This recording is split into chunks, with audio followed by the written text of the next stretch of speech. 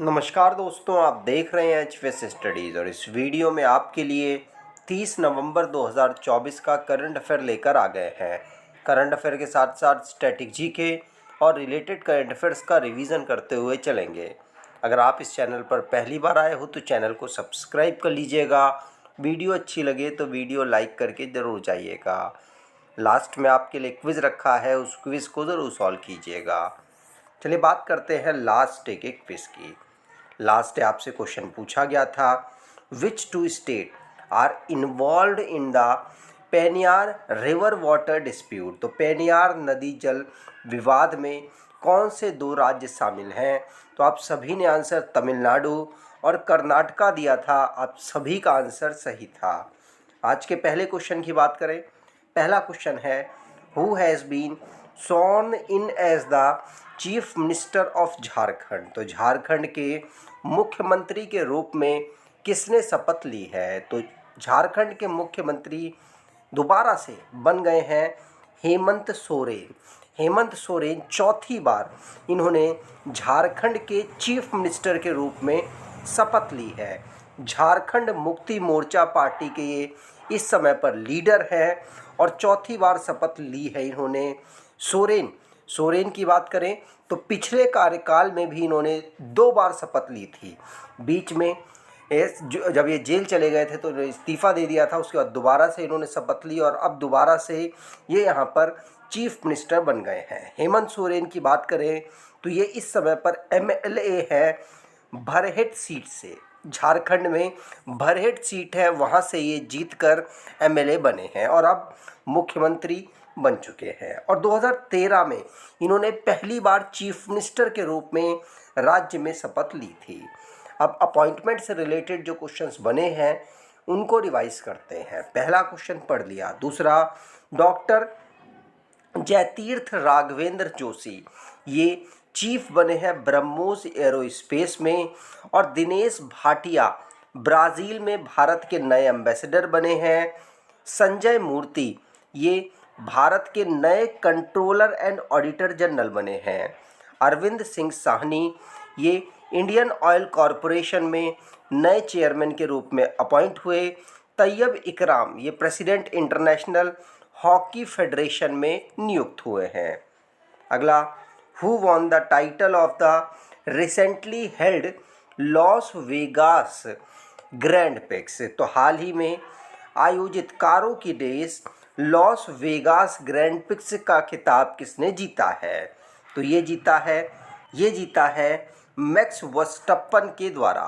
पहला ऑप्शन बिल्कुल सही है, मैक्स वर्स्टप्पन, जिन्होंने लॉस वेगास ग्रैंड प्रिक्स को चौथी कंसेक्यूटिव जीत के साथ ये ऐसे ड्राइवर बन चुके हैं, ऐसे 6 ड्राइवर बने हैं जिन्होंने लगातार 4 या उससे ज़्यादा जीत दर्ज की है। और ऐसा करने वाले ये 6th कंसेक्यूटिव ड्राइवर बने हैं।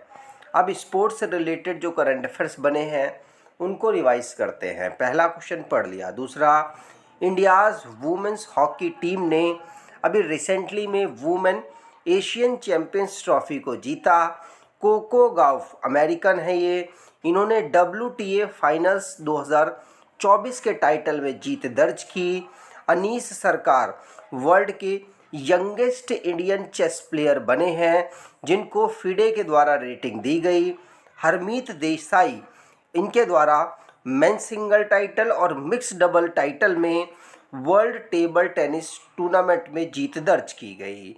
इंडिया के अतनु दास जिन्होंने ब्रॉन्ज मेडल जीता है रिकर्व मेंस इवेंट जो कि स्विस ओपन इंडोर आर्चरी में ऑर्गेनाइज हुआ था। अंडर 23 रेसलिंग वर्ल्ड चैंपियनशिप जिसको तिराना अल्बानिया में ऑर्गेनाइज कराया गया है। अगला क्वेश्चन, अगर आप कोई ई बुक परचेज करना चाहते हैं तो डिस्क्रिप्शन बॉक्स में लिंक है, वहां से ई बुक परचेज कर सकते हैं। और आपके लिए 2024 के करंट अफेयर्स की ई बुक भी अवेलेबल कराई है।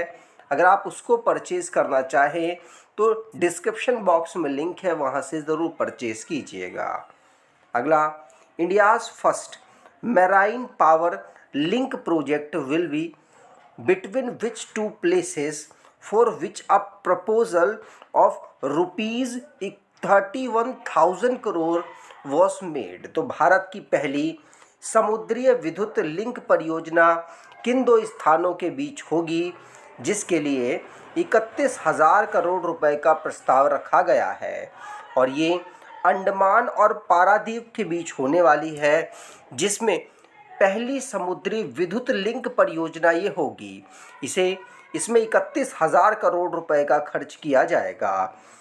सेंट्रल इलेक्ट्रिसिटी अथॉरिटी के द्वारा 31,000 करोड़ रुपए Andaman Paradip marine power link project के लिए यहाँ पर प्रपोज किए गए हैं, और जो प्रोजेक्ट है इसके माध्यम से पोर्ट ब्लेयर अंडमान निकोबार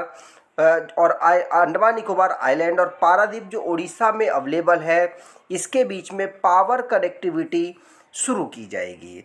और इसके लिए आसियान इलेक्ट्रिक जो कनेक्शन है और इंडिया का जो रीजन है, इनके बीच में भी कोलैबोरेशन के साथ काम किया जाएगा।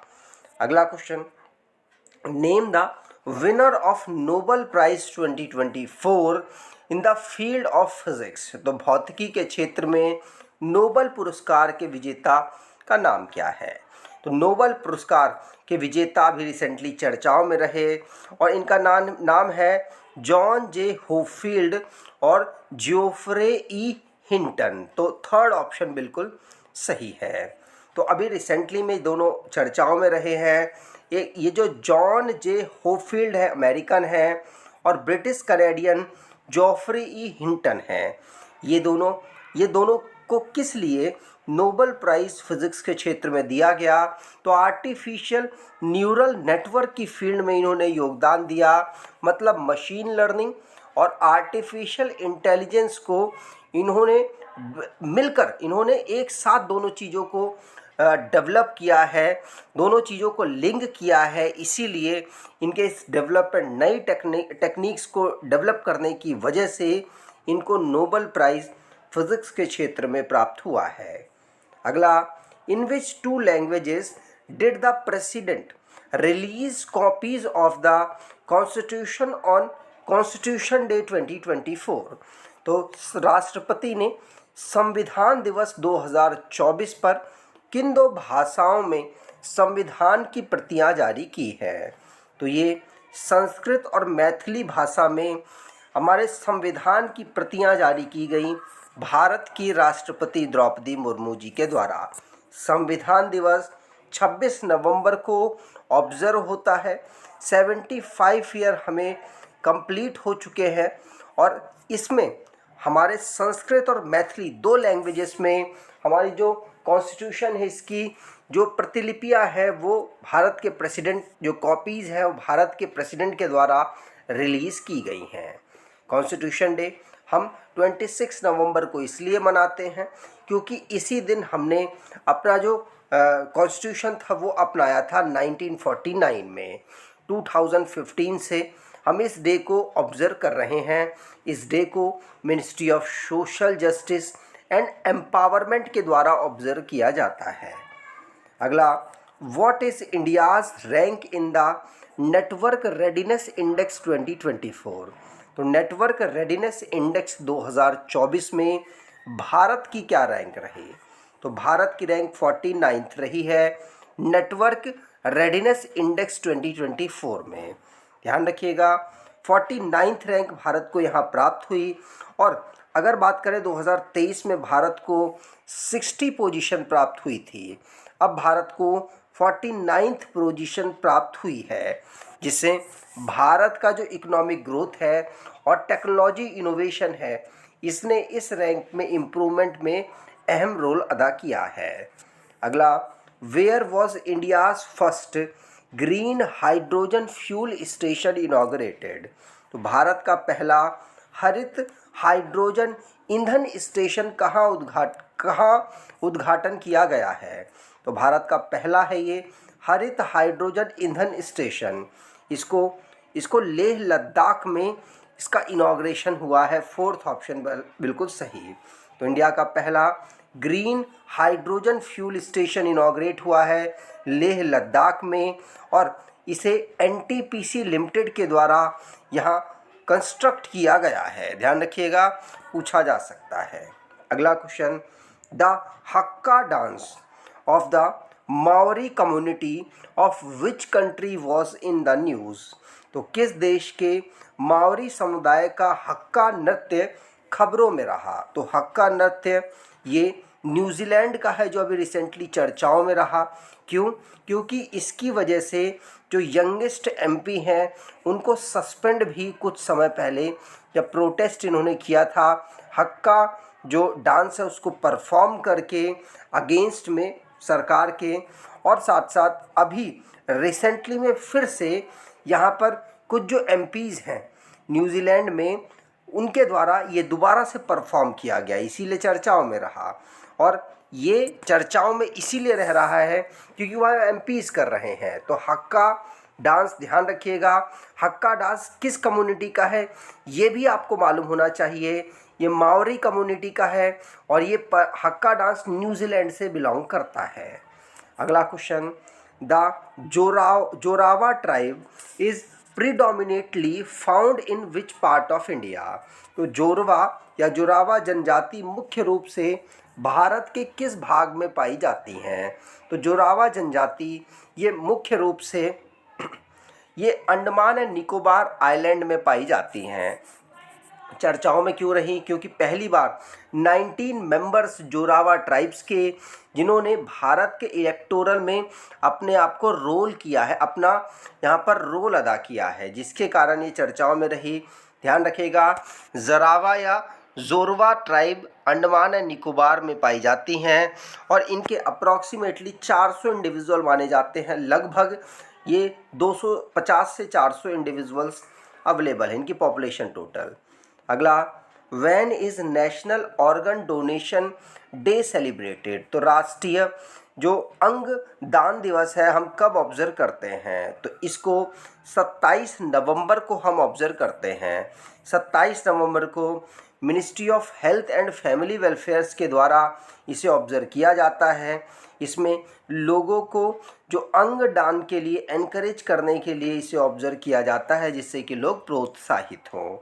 अब आज लास्ट डे के करंट अफेयर्स को रिवाइज करें तो सारेक्स 24 नामक जो एक्सरसाइज है ये कोच्चि में इंडियन कोस्ट गार्ड के द्वारा होस्ट की गई है। डॉक्टर जयतीर्थ राघवेंद्र जोशी ये चीफ ब्रह्मोस एरोस्पेस के बने हैं। अल्फ़ाबेट जो कि कंपटीशन जो कमीशन है भारत की, इसके द्वारा अप्रूवल मिल चुका है कि फ्लिपकार्ट के स्टेक्स को खरीद सकता है। 2750 करोड़ रुपए गवर्नमेंट ने अटल इनोवेशन मिशन के लिए अलोकेट किए हैं। तमिलनाडु और कर्नाटका के बीच में डिस्प्यूट चल रहा है पेनियार रिवर वाटर डिस्प्यूट का। और कोलंबो में वोयाग श्रीलंका 2024 कॉन्फ्रेंस को ऑब्जर्व किया गया और 1435 करोड़ रुपया भी रिसेंटली में गवर्नमेंट ने पैन 2.0 प्रोजेक्ट के लिए अप्रूव किए हैं। 4 साल के लिए नेशनल एंटी डोपिंग एजेंसी ने रेसलर बजरंग पुनिया को बैन कर दिया है।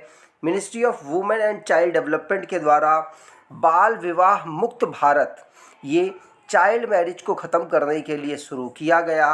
और आर्मी परेड डे 2025 की पुणे में ऑब्जर्व होगी। आज के क्विज की बात करें तो name the winner of Nobel prize 2024 in the field of physics. तो भौतिकी के क्षेत्र में 2024 के नोबेल पुरस्कार विजेता का नाम क्या है?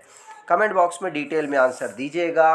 अगर आपको ये वीडियो अच्छी लगी है तो आपसे अनुरोध करूँगा वीडियो को लाइक कर दीजिएगा, चैनल को सब्सक्राइब कर लीजिएगा और अपने कुछ दोस्तों तक वीडियो को शेयर ज़रूर कीजिएगा। धन्यवाद।